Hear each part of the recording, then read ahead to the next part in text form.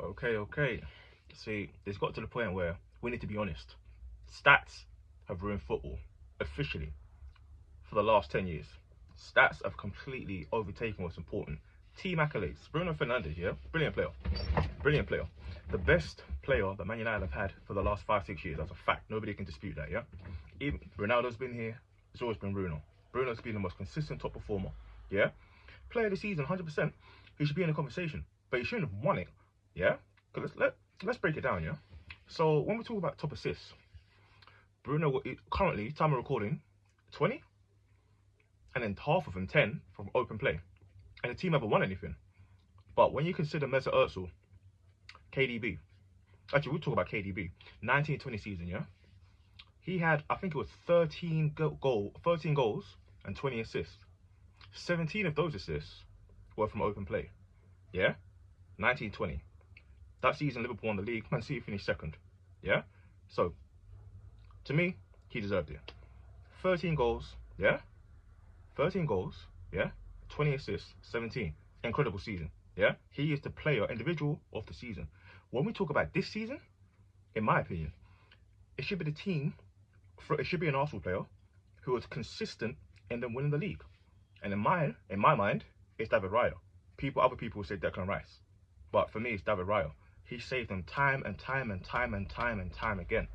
Second would be Declan Rice. I can't believe Bruno has taken that from them. That doesn't make any sense.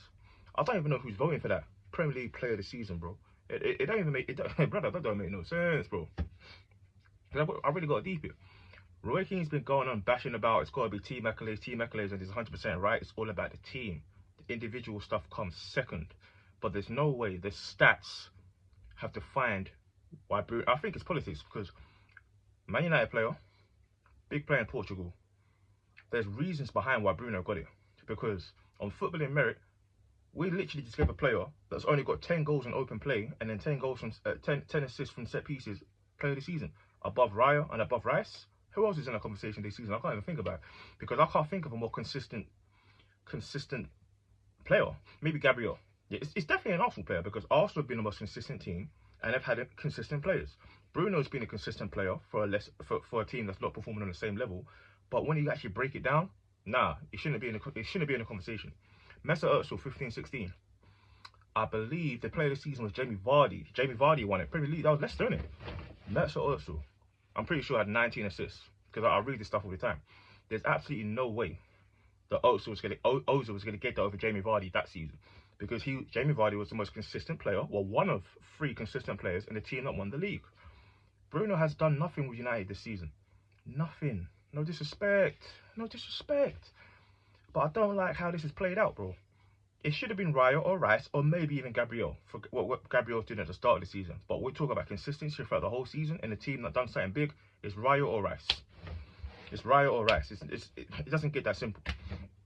So even though Roy Keane was obviously wrong for the way he bashed Bruno because he's always made that about team accolades.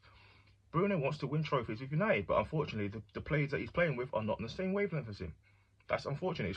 It's this literally the Steven Gerrard of our generation, minus the Champions League. Let's be real. Bruno hasn't got the capability to carry this team to the big honours because he just doesn't have that. He's a good player, but he can't carry them to big accolades like Gerrard was able to do with a lesser team.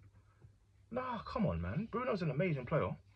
But he doesn't deserve that. I'm sorry, and I don't care who offends. I don't care what people say in the comment section if this video blows up. I don't care. We just gotta be honest here.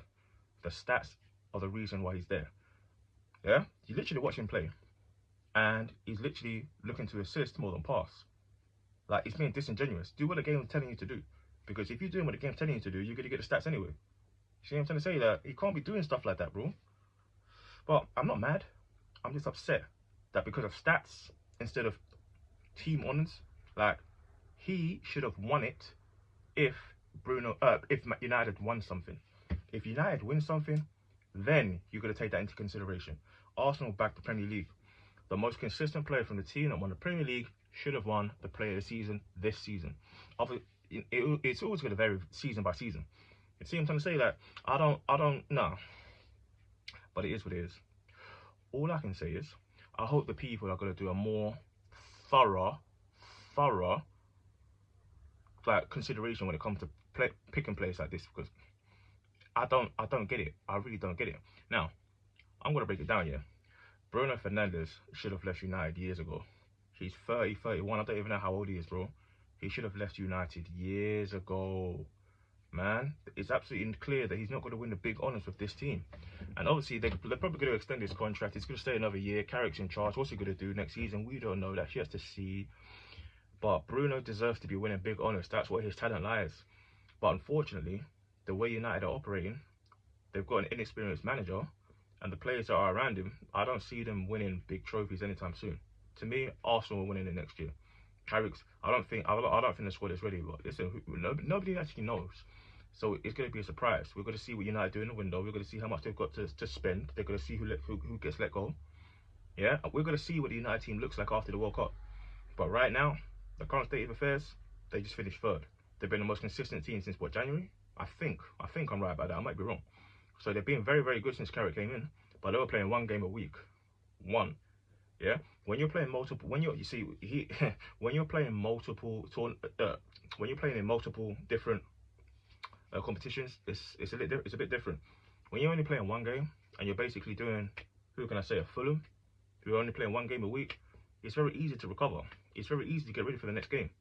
You know what I mean? Next season is when we're going to see, when the squad is stretched, who's got what. So I don't even think United finishing third should be considered as an achievement when they literally came out of the other competitions earlier. It was all about the league. And when you do that, you've got an advantage over other teams who are competing for bigger things. So that's why Arsenal, their squad brought them over the line, bro. Their squad absolutely won in the league, bro. So yeah, I can't believe that Bruno Fernandes actually won this award. And I don't want to come across as a hater. I just don't like the fact that we're letting stats be the defining thing as to why you win it. It shouldn't be about stats. It should be about your individual achievements within a team that are doing well at a consistent level. His team are not doing well when it comes to the big prizes.